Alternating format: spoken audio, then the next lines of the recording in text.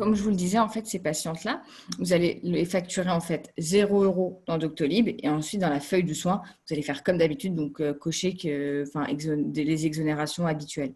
La seule chose, c'est que quand les patientes vont prendre le rendez-vous sur Doctolib, on va forcément devoir leur demander de saisir leurs coordonnées bancaires, vu que nous, Doctolib, on ne peut pas savoir les droits des patientes. Et surtout, si on mettait une case qui est en CMU, je pense qu'il y aurait plus d'une patiente qui cocherait cette case-là. Par contre, si vous donnez un rendez-vous de consultation vidéo à une patiente et que vous savez que cette patiente, elle est en CMU ou à 100%, hop, comme je vous montrais tout à l'heure, ici, vous pouvez mettre 0. Et donc, en fait, dans ces cas-là, quand c'est vous, votre secrétaire, qui donnez le rendez-vous, là, il n'y aura aucune empreinte bancaire à faire côté patiente. Oui, bien sûr. En fait, lorsque le patient va prendre son rendez-vous, en fait, elle va pouvoir à un moment vraiment mettre des documents. Alors peut-être ce que je vais faire, c'est que je vais vous montrer en direct, ça sera plus parlant. Hop, alors, je vais aller prendre un rendez-vous justement. C'est vraiment un plus. Et d'ailleurs, on voit parce que là, on n'a pas abordé le fait d'adresser les patientes à un confrère, mais ça, c'est plus de la téléconsultation, mais c'est le fait de pouvoir échanger des documents et avec les patients, enfin, entre nous et encore plus avec les patientes, c'est vraiment un plus parce que ça permet de préparer la téléconsultation. C'est vraiment, d'ailleurs, c'est assez récent, ce service supplémentaire, et ça nous aide beaucoup. Ouais. Alors, du coup, je reprends un petit rendez-vous, pardon. Alors, il faut peut-être qu'on fasse, nous, attention quand on facture, justement, parce que comme on peut mettre un montant choisi, si je me trompe de 0 et que la patiente, elle est prélevée de 300 €, sa consultation, ça passe? Alors, en fait, si vous choisissez un montant qui est dans la case « Autre », en fait, si vous mettez 300 €, déjà, ça va vraiment vous demander est-ce que vous voulez vraiment valider les 300 €. Et c'est surtout que le dépassement, du coup, en plus, la patiente va devoir le valider et valider de repayer quelque part, vu que son empreinte bancaire, elle était par exemple ici de 100 €. Du coup, elle aura 200 € de dépassement à valider et payer. Donc, si vous vous trompez, je pense qu'il y a de fortes chances Il y aura des garde-fous. Voilà, c'est ça, exactement. Ah, donc là, je voulais juste vous montrer. Donc là, je suis une patiente, j'ai pris mon rendez-vous avec mon docteur et c'est ici en fait que je vais pouvoir lier des documents à mon rendez-vous. Donc, je vais partager un document. D'accord.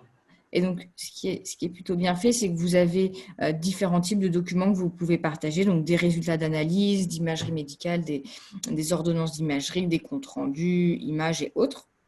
Donc, par exemple, moi, je vais partager un résultat d'analyse. Donc, je vais aller choisir donc, sur mon ordinateur ou sur mon téléphone portable, hein, c'est faisable aussi, le fameux document que je veux envoyer à mon praticien. Bien sûr, tout à fait. En fait, deux options. Soit vous ne terminez pas en fait, la consultation vidéo, vous ne cliquez pas sur le bouton « Terminer » que je vous ai montré. Vous raccrochez simplement avec la patiente et vous allez pouvoir revenir en fait sur cette consultation autant de fois que vous souhaitez avant de la terminer. Deuxième option, vous pouvez en fait utiliser le partage de documents classique. Donc, vous vous mettez sur un rendez-vous et vous cliquez sur partager des documents. Et là, vous allez pouvoir partager autant de documents que vous souhaitez aussi. Et de la même façon, la patiente les retrouvera dans son espace Doctolib. Alors, en général, les pharmacies n'acceptent pas juste l'ordonnance sur le portable parce qu'elles doivent les scanner. Alors, en fait, souvent, les pharmacies vont dire, bon, bah, écoutez, envoyez-moi par mail l'ordonnance. Et justement, c'est une fonctionnalité qu'on a dans Doctolib. Depuis Doctolib, la patiente a juste besoin de saisir le mail du pharmacien. Et là, on va envoyer de façon sécurisée au pharmacien parce que ça serait dommage que ça soit envoyé via Gmail ou par exemple, alors que tout le reste a été sécurisé. Les feuilles de soins, donc les feuilles de soins papier. Donc, deux options, en fait. Soit vous la faites vraiment réellement à la main, vous la scannez, il faut juste bien la scanner au format PDF et vous l'envoyez donc à la patiente via le partage de documents dans la consultation ou alors a posteriori, comme je vous ai montré. Et deuxième option, donc, qui va normalement arriver sur Doctolib chez tous les agendas d'ici très peu de temps, vous aurez en fait la possibilité de rédiger directement dans la consultation vidéo une feuille de soins papier, sous format papier, mais qui est scanné. Donc, on aura un onglet « Rédiger une feuille de soin ». On a une feuille de soin qui apparaîtra devant Exactement. nous, on la complètera et remplacera celle qu'on peut faire de notre logiciel. Alors, en fait, si vous avez un logiciel qui est compatible et pour lequel vous pouvez faire un mode dégradé, ce sera mieux de passer par le logiciel parce que là, la feuille de soin, la patiente, elle va quand même devoir la renvoyer. Alors que quand on le fait sur le logiciel, il n'y a aucune paperasse. Ouais, c'est ça. C'est vraiment, ce mode-là, il sera utilisé, je pense, plus pour les nouvelles patientes. Ouais. Oui, tout à fait. Ça, on a vérifié avec la Sécu. Alors, si ça a coupé, plusieurs choses. Donc, déjà, vous pouvez donc rappeler la patiente au téléphone. Je vous ai montré, il y avait son numéro de portable pour lui demander potentiellement de se rapprocher d'une borne Wi-Fi ou d'un endroit où elle va bien capter la 4G. Vous vérifiez que vous êtes bien connecté à Internet. Et depuis la consultation, vous allez pouvoir cliquer sur « Relancer la vidéo ». Donc, en fait, ça va relancer la vidéo et la patiente va avoir une petite notification lui indiquant que vous avez relancé la vidéo. Ou alors, deuxième option, un peu plus drastique, mais vous terminez la consultation et vous redonnez une nouvelle consultation vidéo à la patiente. Vous reposez un autre rendez-vous.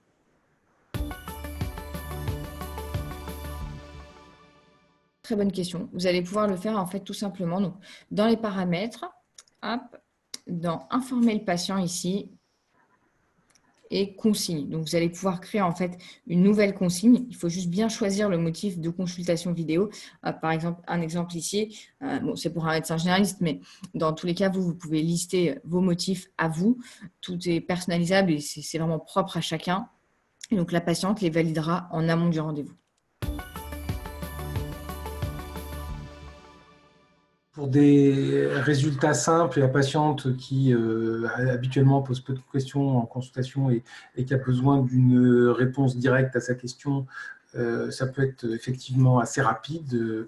C'est rarement en dessous de 5 minutes, c'est vraiment les consultations peut-être les plus courtes que j'ai eues, mais ça reste assez rare. Et puis ça peut être des consultations parfois plus longues, parce que la patiente, elle est posée dans son canapé, elle a préparé ses questions en amont, et donc on a des consultations qui peuvent durer 20-25 minutes si on est sur un problème spécifique d'un avis qui nécessite une consultation plus complexe. Donc il y a des consultations qui peuvent être parfois complexes et qui nécessitent du temps. Donc, bloquer des créneaux trop courts. Moi, je garde le même temps de consultation, le même créneau en durée qu'une consultation classique pour l'instant. Je n'ai pas mis des téléconsultations à durée plus courte. Donc, pour moi, c'est équivalent en moyenne.